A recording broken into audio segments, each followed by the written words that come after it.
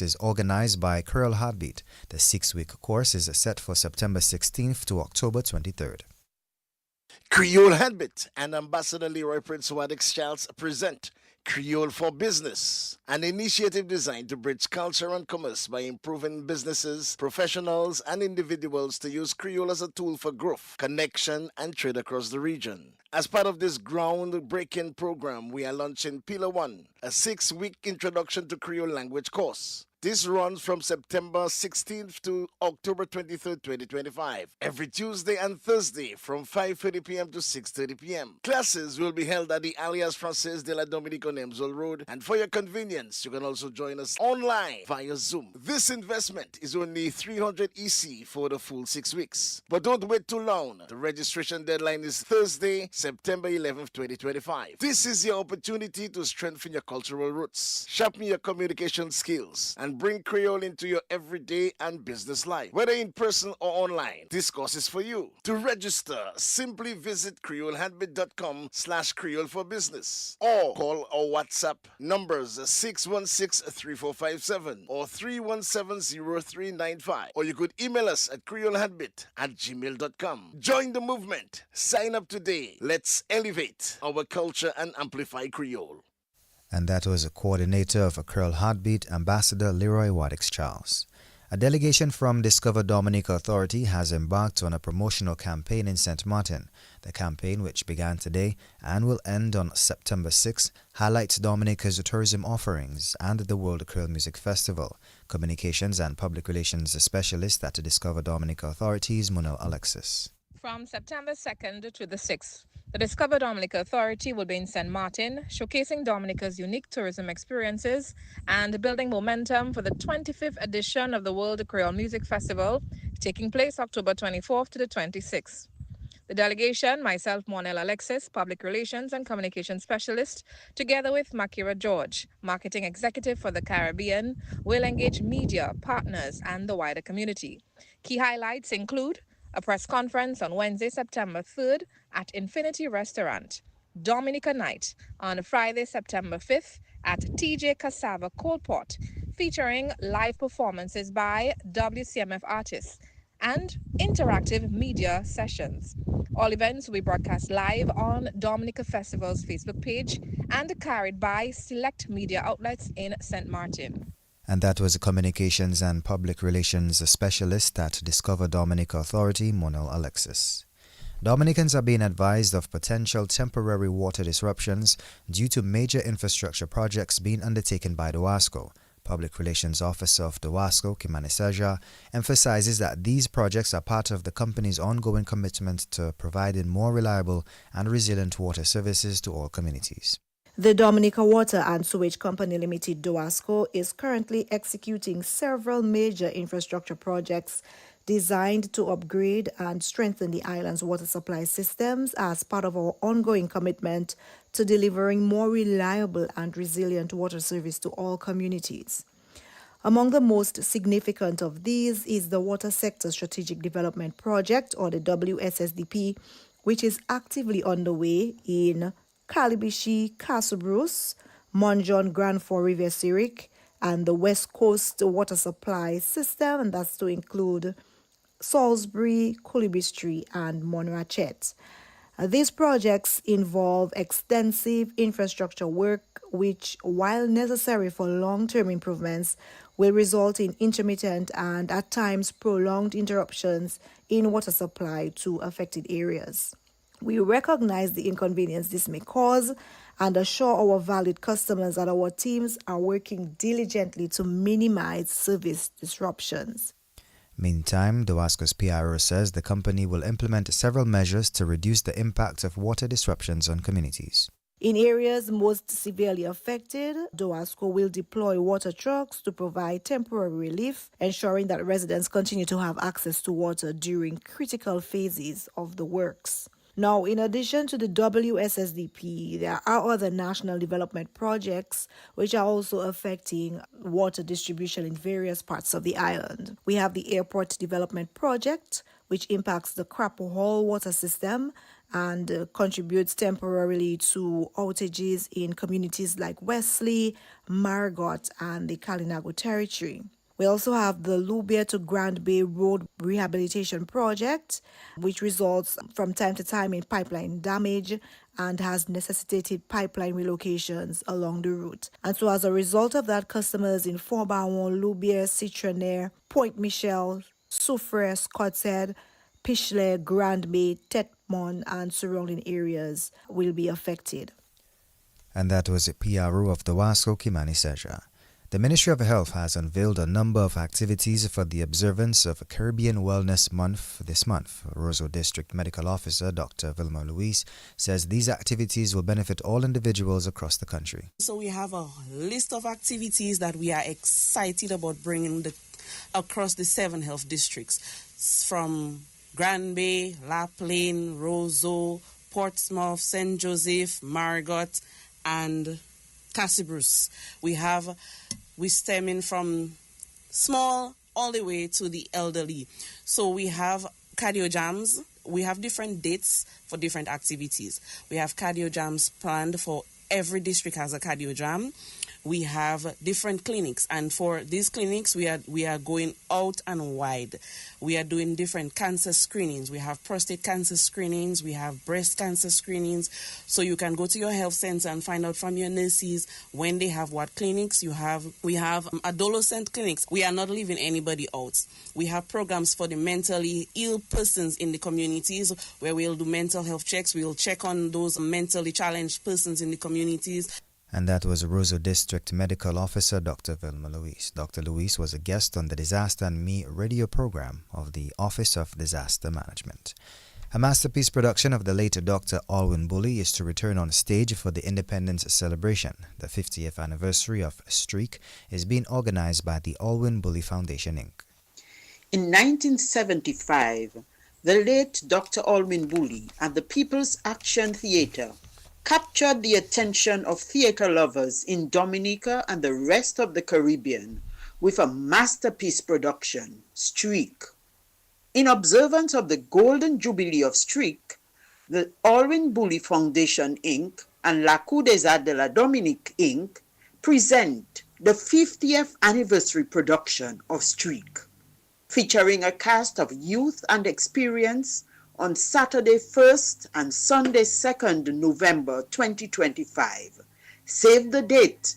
Tickets will be available soon. Streak, a masterpiece of the late Dr. Alwyn Bully. Come and experience Dominica's turbulence of the 1970s. And that was Delia Coffee Weeks. The Dominica State College has welcomed close to 450 new students for the academic year. Officer in charge in the office of the president of the Dominica State College, Trudy Christian, told the new students this morning that they should take advantage of the opportunity to study at a tertiary institution. I urge you as well to approach your tertiary education experience enthusiastically, not with doom and gloom, because so many wish that they could have been granted this opportunity to be educated at the tertiary level. So please cherish your opportunity. Freshers, new students, I want to urge you very early on, now on the first day, to commit to following the rules of the Dominica State College. We expect you to abide by the uniform rule, rules which will still allow you to be quite expressive with your sense of fashion, but respectable and easily identifiable. These uniform rules will help us to keep you safe. I also want to urge you to follow the academic rules of the institution. I assure you, honest effort will always deliver the best results. Ms. Christian says students will be expected to be more exemplary and refrain from antisocial behavior. I shouldn't hear of any fighting on campus, any disrespect shown to our faculty and to our staff and to our security officers. Any drug dealing on campus, definitely not. Any gambling on campus, definitely not. So I'm telling you from early on, we expect you not to do these things. Let this year, your year, the year of 2025, be exemplary and be known for exemplary behavior. Instead of singing the other popular chant, people should be singing, respect the college, respect a good education, respect DSC students. All right, so I want people to look at you and say, respect the Dominica State College. But I expect you to behave in a way that indicates that people should respect the Dominica State College and respect education. Officer in charge in the office of the Dominica State College, Trudy Christian. This takes us to the end of this evening's National Focus. Up next is news from the region and international. It's in the feeling and how we talk. It's in the meaning and our spark. It is the thing that sets us apart. Who we are. 'Cause the rhythm of life is pumping. Together going strong. No matter what, we keep things going. Before we will go all in. Our hands up in the sky. Celebrate and come let your rhythm flow. DBS News. And welcome back. Now news from the region. Dr. Mohammed Irfan Ali, age 45, is projected to win a second term in office following general and regional elections held on Monday. Results from most election polls, statements posted online by the Guyana Elections Commission or GCOM, shows that Dr. Ali and the People's Progressive Party Civic or PPPC have won the majority of votes. In a message before GCOM announced the official results, President Ali urged Guyanese to celebrate our democratic values as we open another chapter in the development of our beautiful country. Over 372,000 people voted on Monday, and of that votes cast, the PPPC secured more than 200,000 votes. This means that the PPPC will make up the majority in the 65-seat legislature and form the next government. Internationally, North Korean leader Kim Jong-un has arrived in Chinese capital Beijing, along with his daughter Kim Ju-ae, to attend China's largest ever military parade. The Victory Day parade on Wednesday will see him rub shoulders with China's Xi Jinping, Russia's Vladimir Putin, and other world leaders. Photos showed Kim stepping off his armored train at Beijing railway station accompanied by his daughter. South Korea's spy agency has previously said she was Kim's most likely successor. She is hosting the parade to mark the 80th anniversary of the formal surrender of the Japanese at the end of World War II. This brings us to the end of this evening's news. Up next is sports. Covering the nation and beyond. DBS Sports Report. Flow's prepaid customers can now unlock big bonus rewards like bonus data, prizes, and more every time you activate a 3-day prepaid plan or larger. Activate a plan, then scratch to reveal your bonus data. Plus, get points for extra prizes. The more you activate, the more bonus data and prizes you can win. Get in on the big bonus rewards when you activate a prepaid plan. Dial *129# or visit topupflow.com to activate a plan today. And welcome to your DBS Evening Sports for today, 2nd September 2025. Dominica will be represented by a 3-member team at the upcoming Athletics World Championships in Tokyo, Japan. Olympic gold medalist Thea Lafo-Gatson is Dominica's only qualified athlete. She will be joined by Trennis Hamilton and Denick Luke for the games, which gets underway September 13th. President of the Dominica Athletics Association, Brendan Williams, says this is a proud moment for Dominica. It's a proud moment for the Dominica Athletics Association and its affiliates to announce that 3 of our athletes will be participating at the upcoming World Championships from the 13th to the 20th in Tokyo, Japan.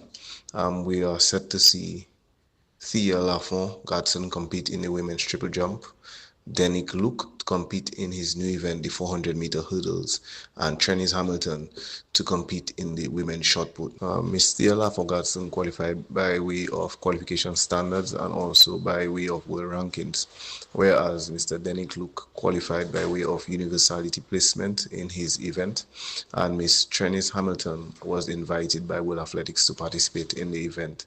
It's indeed a proud moment for all of us, as this is the first time in recent history that Dominica is filling a team of 3 athletes to participate at this prestigious event. On behalf of Dominica Athletics Association, we would like to thank the athletes for putting their best effort out there, their coaches, their families. We'd also like to thank the Dominica Olympic Committee for being the financial sponsor and also to assist in logistics to getting the athletes up to the competition. We'd also like to thank our brand sponsor, ASICS, who will be outfitting us with new uniforms for the championships and also an extension of 2 years to our contract. And that was the president of the Dominica Athletics Association, Brendan Williams. The West Indies under-19 captain, Joshua Dawn, hit a half-century, but it was a struggle with the bat for the West Indies under-19 team as they went down to the Sri Lanka squad under-19s in their second youth ODI match in Antigua today. The West Indies batting first were bowled out for 201 in 47.5 overs. Joshua Dawn got 82. Dominica's Arsenio Fontaine managed 18.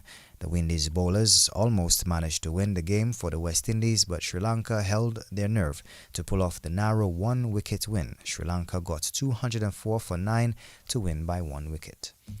More sports, CWI has accepted the formal apology from Antigua and Barbuda Falcons head coach Paul Nixon and management following inaccurate comments regarding the handling of the medical information of West Indies player Justin Greaves. The Antigua and Barbuda Falcons head coach Paul Nixon had accused Cricket West Indies of withholding information about an injury to Justin Greaves. Greaves has not played in any of the CPL matches to date. Nixon says he was disappointed that the Falcons had no communication with Cricket West Indies about Greaves and that they only found out about his injury before the start of the tournament.